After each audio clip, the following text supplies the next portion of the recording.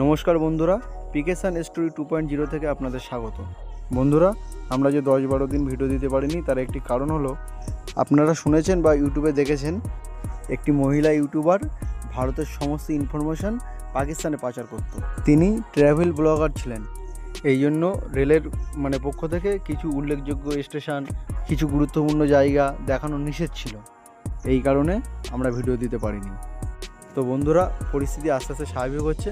আমরা যত তাড়াতাড়ি সম্ভব আপনাদের সামনে আমরা নতুন ভিডিও নিয়ে আসছি। তো বন্ধুরা, গরমে একঘেয়েমিতে বাড়িতে ভালো লাগছিল না, তাই আমরা বেরিয়ে পড়েছিলাম এই শোভাবাজারের উদ্দেশ্যে।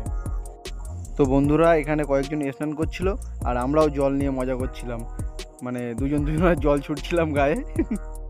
তো বন্ধুরা, আপনারা দেখতেই পাচ্ছেন।